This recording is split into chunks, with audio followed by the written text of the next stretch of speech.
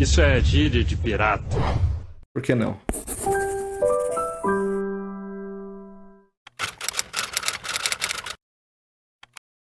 O objetivo do socialismo é o comunismo. Enquanto existir o Estado, ninguém será livre. Mas quando houver liberdade, não haverá Estado. Perfeito. Minha terra é a terra que é minha, e sempre será. Minha terra tem a lua, tem estrelas, e sempre terá.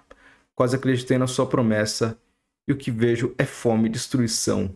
Metal contra as nuvens. Renato Russo. O grande intelectual brasileiro, Renato Russo. Bora. Ô, porra. Olá, bom, hoje então a gente conversa um É isso, mano, começou já. É isso, ela colocou uma música do Renato Russo contra a porra de algumas frases do Lenin, cara. Comparar um músico com um dos maiores revolucionários do mundo. Uma das maiores figuras do século passado. Começou da hora, mano. pouquinho sobre o pesadíssimo O Livro Negro do Comunismo. É isso, mano. Se você quiser conversar, velho, trocar ideia com alguém sobre capitalismo, você pega umas músicas do Raul Seixas. Aí você pega umas músicas do Raul Seixas e fala assim, olha aí, ó, o Raul já tá falando aqui, ó, que o capitalismo é uma merda. Olha só que da hora, olha só. Você não precisa ficar estudando, cara. Você não precisa ler. Tá ligado? Pra quê, mano? Escrito por diversos autores sob a organização de um rapaz chamado Stéphane Courtois. Esse livro aqui saiu primeiro em francês, né? A maioria desses autores é de origem francesa. Ele foi publicado em 1997 e essa edição que eu tenho em mãos foi publicada por aqui em 2005. Em 1997 a gente tinha então os 80 anos da Revolução Russa, não é mesmo? Então, este aqui é um livro que eu peguei para ler por conta de um projeto de leitura pessoal que eu compartilho com vocês aqui no canal. Inclusive eu sei que vários de vocês também leem esses livros junto comigo, que é então um projeto de leitura sobre os Romanov. Os Romanov foram então a última dinastia de czares da Rússia. Essa dinastia ficou no poder então por mais de 3 séculos, né? Um pouquinho mais de 3 séculos. E a minha curiosidade sobre essa dinastia veio, na verdade, de 2 lugares. Primeiro, da minha mãe, que gosta muito da história, né, dos últimos czares da Rússia. Inclusive, o meu nome veio de uma das filhas ali do último czar, não é mesmo?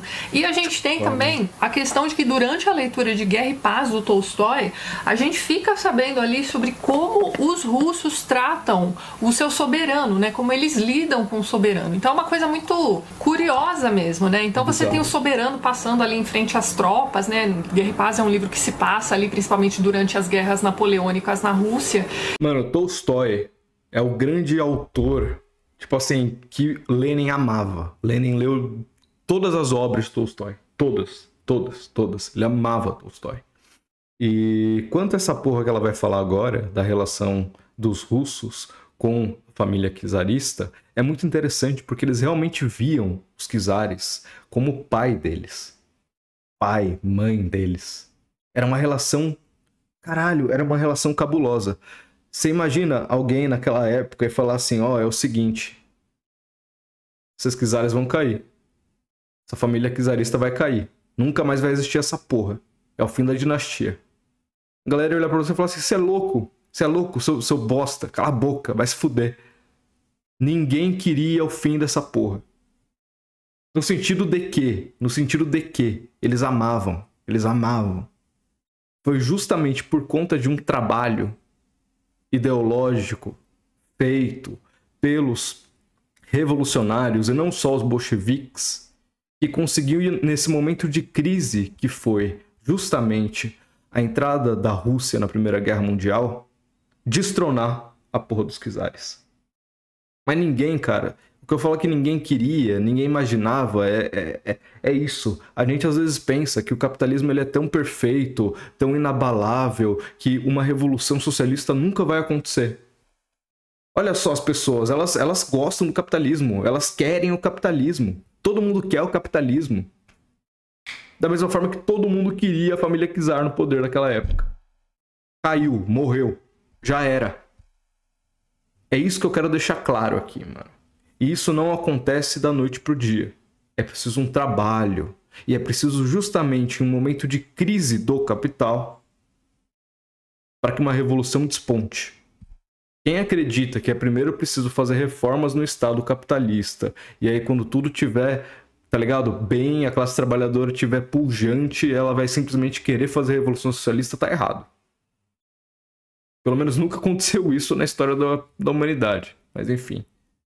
E aí você tem o soberano passando e os soldados se ajoelhando e tendo aquele momento catártico, né, de chorar e se descabelar na frente do czar. E eu sempre achei isso muito curioso, né, de onde vem esse amor todo, né, dos russos pelos czares. E eu obtive a resposta para esse amor todo, né, na leitura da biografia de Pedro o Grande, que foi o primeiro grande Romanov da história, não é mesmo? Depois a gente teve a Catarina Grande. Mas então, para o povo russo, o czar era praticamente a representação de Deus na Terra. Então eles eram criados desde pequenininho mesmo, né, para amar o czar. Então eu me interessei por ler essa linha do tempo dos Romanov, né, dessa última dinastia, para entender como é que esse amor transcendental mesmo do povo russo pelo seu czar desembocou na Revolução Russa em 1917. Na verdade, a família do último czar foi chacinada já em 1918. Esse livro que eu estou segurando aqui, que foi escrito pelo Simon Sebag Montefiore, dá um panorama geral dessa dinastia. Então ele começa contando pra gente lá sobre Ivan o Terrível,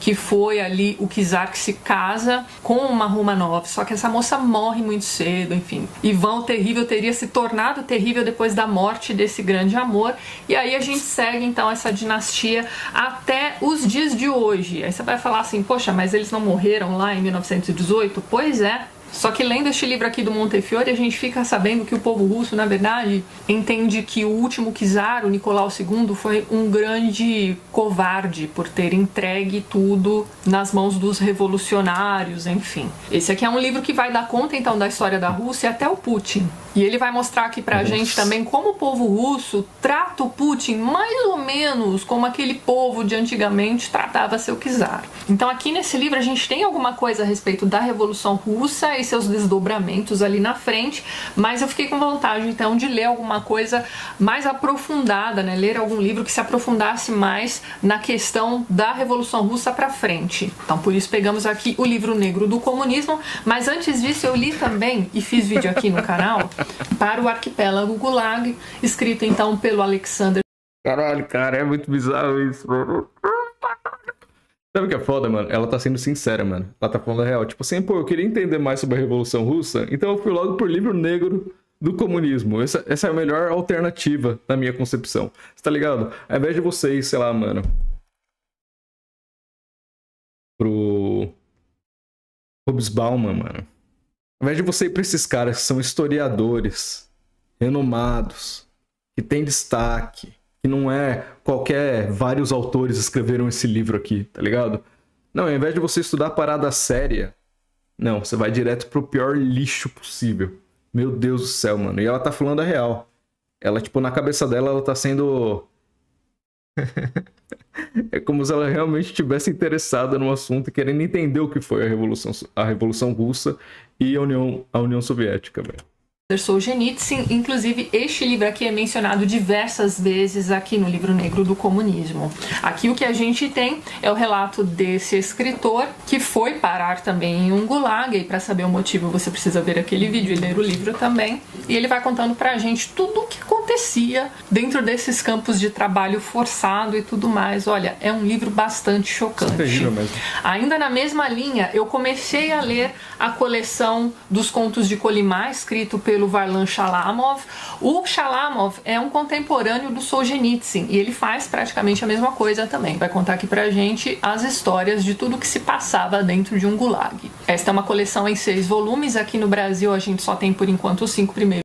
Ah, caraca. Eu não entendi. Ela não falou que ela queria entender a Revolução Russa, entender a União Soviética, ela vai direto pro gulag. É só isso que ela pensa, cara. A União Soviética é igual a gulag, tá ligado? Porra, mano. Caralho. E assim, velho, eu não tô aqui passando pano pros gulags. Os gulags foram um absurdo, cara. É isso. Sempre existiu gulag, né? na Rússia. E a União Soviética só manteve essa porra. Mas caralho, cara. Vai se fuder, velho. primeiros volumes, o sexto deve estar para sair por aí, e aqui no canal também já conversamos sobre o primeiro volume dessa série.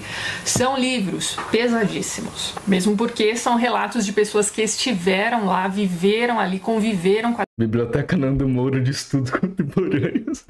as demais pessoas. É tudo bem chocante mesmo. Mas então, vamos finalmente conversar sobre o livro negro do comunismo. Esse livro aqui nada mais é do que um livro de história sobre o comunismo. Então ele vai contando aqui pra gente as raízes do comunismo. Então como essas ideias começaram a pipocar desde ali a Revolução Francesa com Robespierre e tudo mais. Vai contando pra gente sobre como a situação do Robespierre é comunista? Vocês sabiam dessa? Robespierre é comunista? Não sabia disso não. povo na Rússia estava ali bastante insustentável no início do século passado, como as coisas foram piorando ali naqueles primeiros anos, a tentativa da primeira revolução em 1905, depois a gente tem ali o início da Primeira Guerra Mundial. Então é uma bola de neve, tudo vai piorando ali na Rússia e culmina então na Revolução. Durante ali os primeiros meses dessa revolução a gente tem a chacina da família. E é isso, né? Tudo vai piorando, mas por que piora? Ela também não quer saber. Só foi piorando e aí chegou, né? Piorou tanto que chegou até no socialismo. Olha aí a merda que foi. Olha aí. O que piorou? Me explica. Eu não consigo explicar. Morre aí, cara. É isso. É uma pessoa simples, cara. Eu não sei, mano. Eu não consigo ter raiva desse tipo de gente, cara. Tipo, você é uma pessoa simples, velho. Tá ligado? É isso, mano. É só até aí que ela consegue chegar, mano. É triste, mas... é isso, mano. Eu não consigo nutrir sentimentos raivosos contra ela. Do último czar, e a gente tem ali então a instauração de um novo regime na Rússia, com base ali nas ideias socialistas do Marx e do Engels, e aí a gente vai ter então o início do comunismo no mundo. Então, antes da gente continuar conversando sobre o livro, vamos abrir um parênteses aqui para a gente dar uma olhadinha nas definições de comunismo e socialismo. Eu vou abrir aqui o dicionário do Google mesmo. Fiquem à vontade aí para fazer o mesmo também, certo? Então vamos começar pelo comunismo mesmo. A gente tem ali, ó, organização socioeconômica baseada na propriedade coletiva dos meios de produção. Depois a gente tem ali em geologia.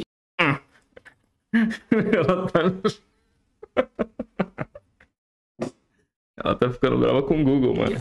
Doutrina econômica e sociopolítica de cunho revolucionário, elaborada pelos teóricos alemães Marx e Engels, que prevê a superação do capitalismo por meio da luta de classes, o fim da propriedade privada dos meios de produção, a instauração de um regime de partido único e, num último estágio, a supressão do Estado e o estabelecimento de uma sociedade sem classe. Então você começa com o Estado mandando em tudo e depois, num último estágio, você teria ali a supressão do Estado e estabelecimento de uma sociedade sem classe. Mas aí que é importante estudar, é que é importante. Senhoras e senhores, eu acho que vocês já sabem disso, para quem acompanha meus vídeos sabe, né? O Estado que existe hoje, o Estado burguês, ele é diferente de qualquer outro Estado. Ele é um Estado muito específico, tá? Por quê? Porque esse Estado, ele cria uma subjetividade jurídica. Isso nunca existiu, velho. Nunca existiu na história da humanidade essa porra. A burguesia criou essa porra. Nossa, meu nariz tá coçando pra caralho. A burguesia criou isso. A burguesia criou esse Estado. A grande questão é, numa sociedade socialista, é preciso destruir o Estado capitalista e desenvolver um Estado socialista. O Estado não é igual, ele é diferente. E aí quando a gente pensa, então é um partido único que vai mandar no Estado capitalista. Não, não é mais o Estado capitalista. É preciso fazer é preciso diluir o Estado capitalista e criar um novo Estado socialista onde as pessoas que moram nesse local, nesta nação, porque ainda assim é uma nação, as pessoas, os trabalhadores, tenham como decidir o que vai ser feito na sociedade. Eles têm autonomia, eles têm como se organizar. Percebe? Tem uma diferença brutal aí. Só que, mais uma vez, é uma pessoa simples. Uma pessoa simples não vai entender qual que é a diferença de um Estado socialista de um Estado capitalista. E de um Estado capitalista para um Estado feudal e assim por diante. Não entende, não entende. Classe. Pois muito bem, então vamos lá para o socialismo. Em política a gente tem doutrina política e econômica que prega a coletivização dos meios de produção e de distribuição mediante a supressão da propriedade privada e das classes sociais. E a gente tem em geologia o seguinte... Faltou do Estado. Faltou do Estado capitalista, mas tudo bem. A teoria marxista, estágio intermediário entre o fim do capitalismo e a implantação do comunismo. Só que tem uma coisa pra gente pensar aí no meio, né? Quando você diz assim, olha só, o fim da propriedade privada dos meios de produção. Uma coisa tenebrosa que aconteceu na Rússia, e a gente fica sabendo aqui nesse livro, é que, inclusive, os meios de produção rurais, né, foram, então, tomados, entre aspas, pelo Estado. Então, você tinha... Aí a gente precisa pensar no tamanho da Rússia. Dá uma olhada no mapa. Você realmente acha que as pessoas fora ali dos grandes centros de São Petersburgo e de Moscou estavam realmente sabendo? Ela tá falando da década de... final da década de 20, por começo da década de 30, da socialização forçada do campesinato, né?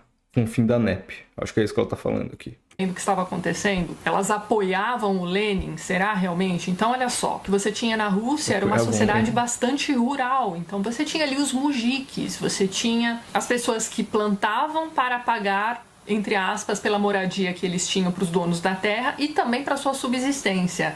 Aí, quando isso aqui acontece, né, depois da Revolução, a gente tem os representantes do Estado indo a essas plantações e dizendo assim, olha só, tudo que vocês estão plantando aí, ó, a gente vai levar, porque isso aqui agora é de todo mundo. Mais ou menos isso, tá, gente? Eu tô explicando de um jeito bem simples. Nossa, cara, que horror, mano. Caralho, que horror, mano. Mano, ela acabou de falar assim, tinha uma terra onde uma família cultivava, mas não era deles essa terra, tá ligado? Não era deles. Era de um outro grande senhor, que eram os donos dos gulags, tá? E aí o Estado soviético, chegaram lá esses socialistas, destruiram aí esses senhores de engenho, maluco. Destruíram aí a porra desses grandes bondosos. Esses bondosos que estavam dando a terra para as pessoas. E simplesmente falou assim, agora o que você vai produzir, isso aqui não vai ficar na sua mão para você comercializar. Isso aqui vai ser direcionado para outras partes da Rússia, onde as pessoas não têm como plantar. Ela acha isso ruim, cara. Ela acha isso ruim, mano. Caralho, cara. Por favor, leiam o livro. E tenham em mente que eu estou aqui para comentar a leitura deste livro aqui com vocês, tá certo? Mas vamos lá então. Você tem ali as revoltas desses mujiques, você tem ali assassinatos em massa dessas pessoas que não queriam colaborar com o novo estado de coisas, e você tem ali então um grande período de fome na Rússia por conta disso. Então, na teoria, essa coisa do... Teve um momento de fome, sim. Década de 30. Essa socialização, né? Essa coletivização do campo forçada não foi bem planejada. Isso é um fato. Mas isso é isso. Mas isso destrói a grande revolução que aconteceu. Antes as pessoas não passavam fome também. É uma contradição de fato. Mas aí você vai pegar essa contradição e falar assim, né, então foda-se. Pessoas morreram. Como se as pessoas não morressem também todo dia hoje. Mas ela não liga. Lógico que não, ela tá com as guitarrinhas dela, Donnie Darko ali atrás, olha lá, que maneiro. É música, nossa, imagina a música que ela faz. Pô, deve ser muito bom. Nossa, não. Sem procurar, não vou procurar, não. Mas é isso, né? Mas aí o problema é que são os soviéticos matando. Porque quando é aqui no Brasil matando, aí também deixa, tá ligado? Aí também deixa. Quando é a Revolução Francesa matando para instaurar justamente a democracia burguesa, aí também deixa. Foda-se. O fim da propriedade privada dos meios de produção pode até ter parecido uma ideia maravilhosa, mas ninguém contava com a confusão que isso geraria no povo. E daí em diante você tem diversos atropelados. Não, o que eu falei é que justamente não foi só um problema da Guerra Civil e da Primeira Guerra Mundial que causou isso. Não foi só.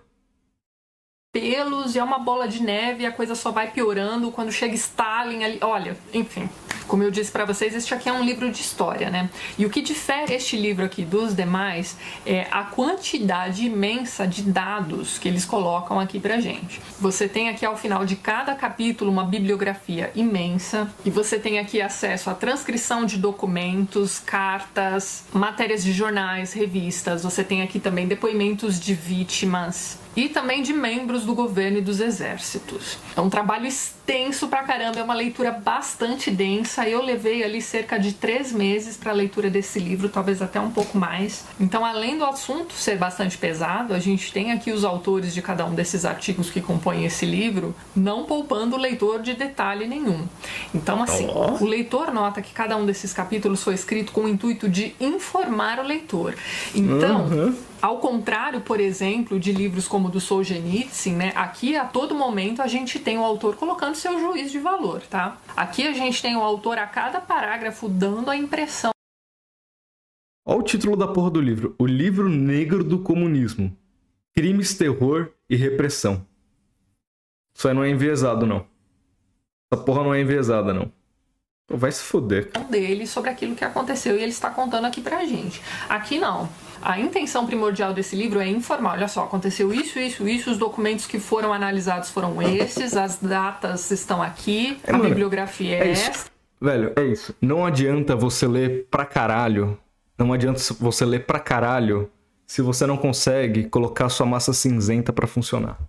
É só isso que eu digo, velho. Não adianta você falar assim, olha só, eu li 50 livros em um mês. Foda-se, você entendeu alguma coisa? Você parou pra pensar em alguma coisa que você leu? Não. Então foda-se que você leu. Foda-se. Essa mulher não consegue pensar, cara. Ela não consegue pensar. Isso é bem antes do que ela começou. Isso é bem antes do que ela leu, cara. Isso é até da escolha do que ela vai ler. Nossa senhora, mano. Se você quiser confirmar o que está escrito aqui, vá atrás. Bem, então talvez o que mais choque o leitor aqui do Livro Negro do Comunismo sejam os números que são colocados aqui pra gente. Então eu acho que não é novidade pra ninguém, né, que o comunismo matou muito mais do que o nazismo, por exemplo. E isso também é uma das... O que matou mais? O que matou mais? O capitalismo ou o comunismo? É aí que vai a pergunta. Quero que você me responda, Tatiana. Me responde aí. Grandes controvérsias aqui envolvendo esse livro, né? Essa quantidade de dados, né? Esses números de mortes que aparecem logo aqui na introdução do livro. Ali na página 16 você tem, por exemplo, né? Na União Soviética foram mais de 20 milhões de mortos. Você tem ali na China, gente, 65 milhões de mortos. 20 você tem ali o Vietnã, 1 milhão de mortos. E por aí vai. Na América Latina você tem também 150 mil mortos. Então é muito comum a gente ouvir por aí que o livro mente. Giovanni, o livro negro tava esperando altos Malcolm X, MLK, Mandela, Fred Hampton, droga, entendi errado. Pô, pois é, fiz um clickbait aqui. O clickbait é deles, pô. Né? Não foram 100 milhões de mortos, mas só, sei lá, 85, entendeu? Gente, como assim? Enfim, a estimativa final aqui do livro seria então de que morreram em decorrência do comunismo entre 85 milhões e 100 milhões de pessoas. Outra coisa que o pessoal reclama bastante a respeito desse livro também é o fato de ele estar desatualizado. Então, ok, esse livro foi escrito... Mano, eu não sei, velho. Tem uma coisa dentro de mim que, mano... Eu começo a conversar com uma pessoa dessa, tá ligado?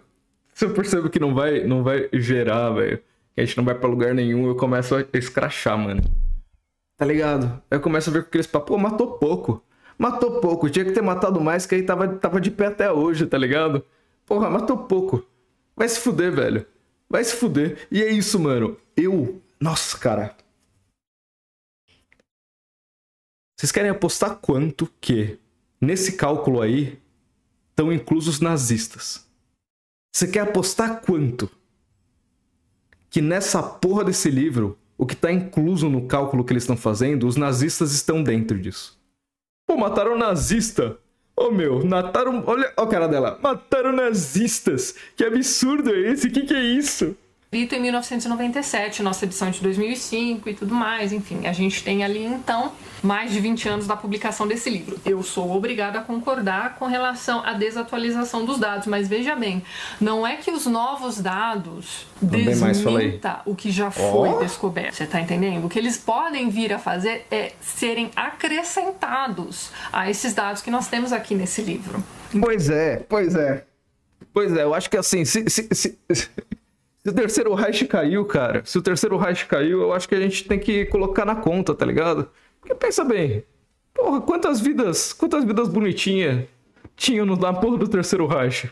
Aí o Stalin chegou lá, matou geral, pô, e eram só nazistas querendo viver a vidinha deles. Maldito Stalin, cara, maldito Stalin. Então ninguém descobriu aí nos últimos 20 anos que o comunismo na verdade é uma festinha no jardim, entendeu? Mesmo porque, principalmente quando eles chegam ali aos capítulos...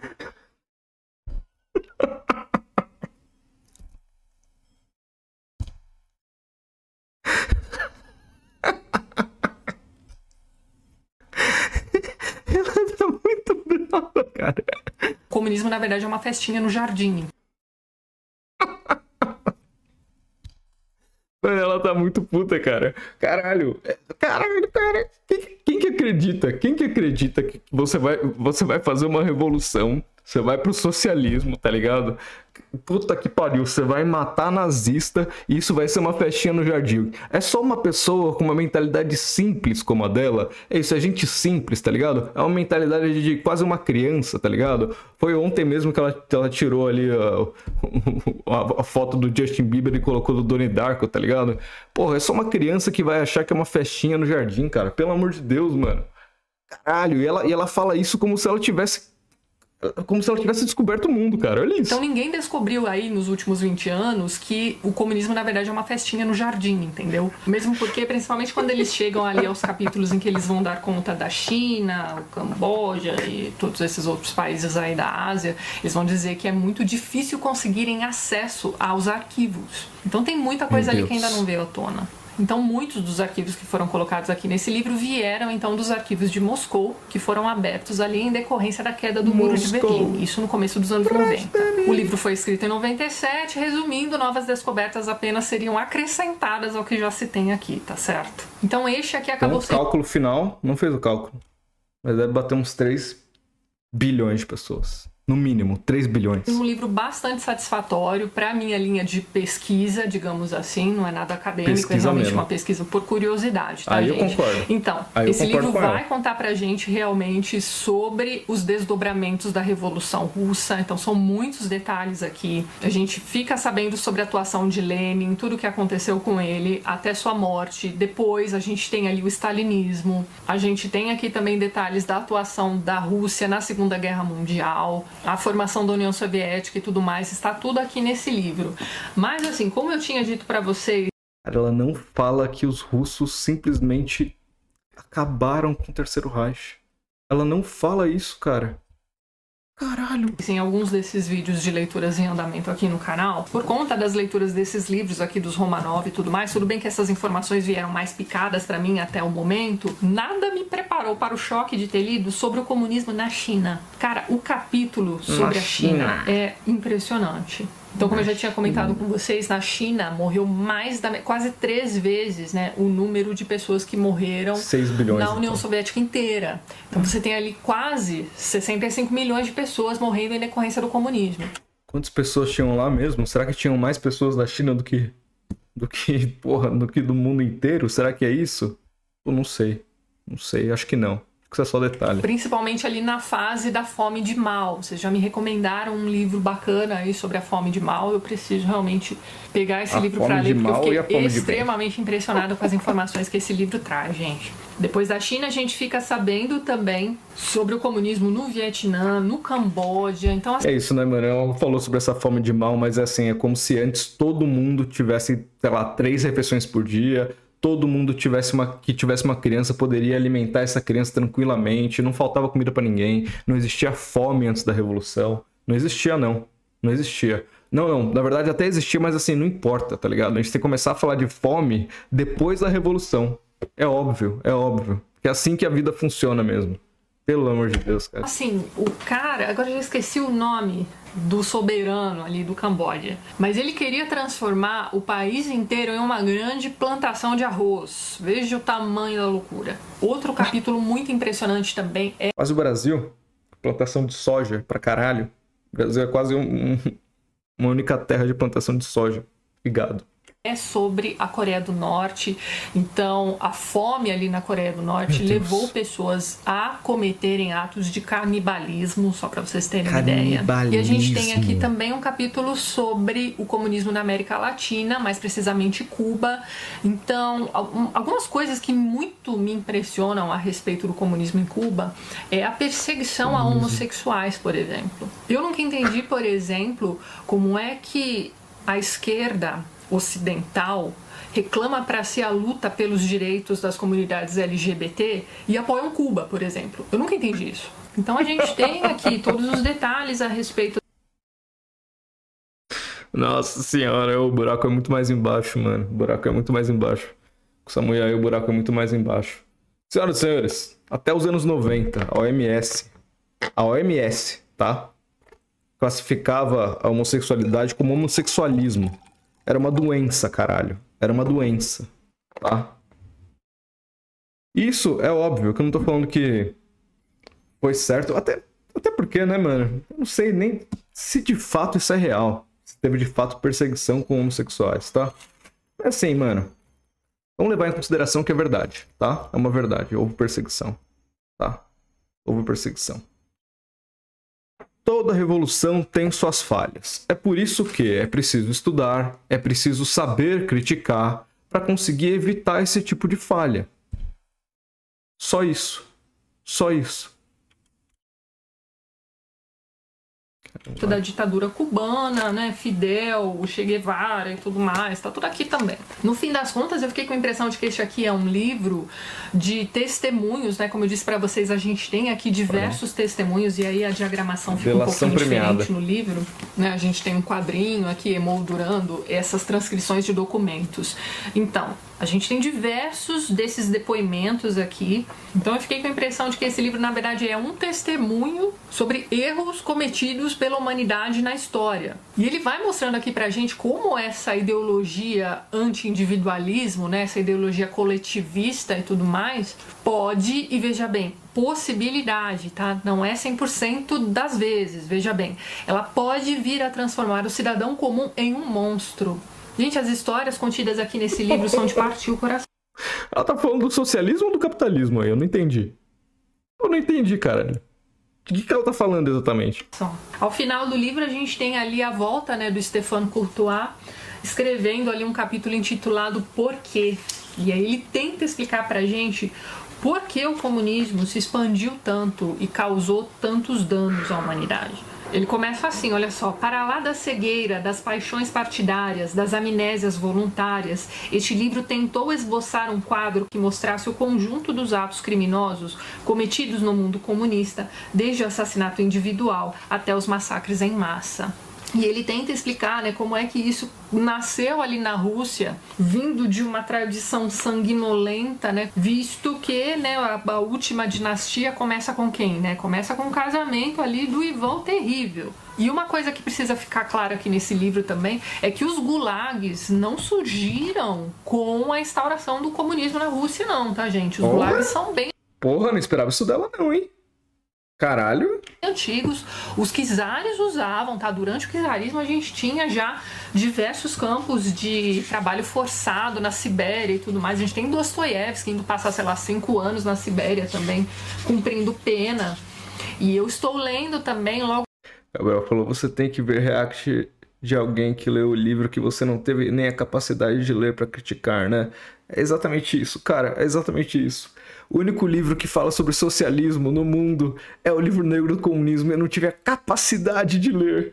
Caralho, Gabriel, você acertou, cara. Você acertou. Logo deve ter vídeo aqui no canal, um livro do Chekhov sobre a ilha de Sakhalina. Então ele vai fazer o censo lá das pessoas que foram parar nessa ilha. Isso no século XIX, tá? Então, veja bem, as coisas não eram maravilhosas antes da Revolução Russa. Ninguém tá dizendo isso. Mas o que veio depois do czarismo foi muito pior. O próprio Montefiore encerra esse livro aqui contando isso pra gente, né? O povo realmente ou não sabia o que queria quando apoiou a Revolução, ou simplesmente nem estava sabendo da Revolução, como era o caso do cara que morava lá no interior de não sei onde. Nossa. Enfim, você junta ali um povo com uma tradição bastante sanguinolenta, com um expansionismo exacerbado também, E aí você joga o poder nas mãos de pessoas despreparadas e aí dá no que dá. As coisas vão se desenrolando e você vai lendo sobre isso aqui neste livro. Qual que é a preparação que tem que se fazer? Tipo assim, eu vou fazer uma revolução, mas eu preciso de uma preparação para quando eu assumir o Estado, tá ligado? Quando eu for criar uma nova sociedade, aí eu preciso estar preparado. Tem algum curso que eu posso fazer em relação a isso? Porra, cara, as coisas vão se dando no momento que você vai fazendo a revolução. E cada revolução tem a sua especificidade, mano. Cada revolução tem sua particularidade. As coisas vão se dando. A revolução que aconteceu na Rússia, que aconteceu em Cuba, não vai ser a mesma revolução que vai acontecer no Brasil. Simplesmente não vai. É um outro momento histórico. É um outro... Caralho. É uma outra nacionalidade. Terão novos problemas a serem enfrentados. Mas é isso, na cabeça de uma pessoa simples como essa, não consegue, cara, não consegue. Esse último capítulo é muito interessante, então minha sugestão para você que tem esse livro perdido aí na estante, mas ainda não tem coragem de pegar, porque é muito grande, enfim, vai demorar muito aqui a leitura e tudo mais, eu acho que vocês podem começar por esse último capítulo, porque ele vai dar um gás para você pegar o livro de jeito aqui do início ao fim. Baita texto interessante. Enfim, minha gente, deixo aqui a dica para vocês deste livro, e antes de encerrar este vídeo, eu vou fazer um sorteio aqui com vocês. Então eu adquiri outro volume do Livro Negro do Comunismo, lacradinho, e também... Aí galera, tô fazendo sorteio também, hein? Não é essas bosta que eu vou sortear não, é coisa melhor. É Florestan Fernandes, sorteio desse mês aqui. Participem. Só R$30, mano. Só R$30, você me ajuda ainda e tem acesso às lives e aos vídeos e principalmente ao grupo de estudos, ao meu grupo de estudos, reuniões mensais. Às vezes tem mais de uma, mais de 3 e assim por diante. Colhem, eu espero todos vocês lá, tá bom? É isso.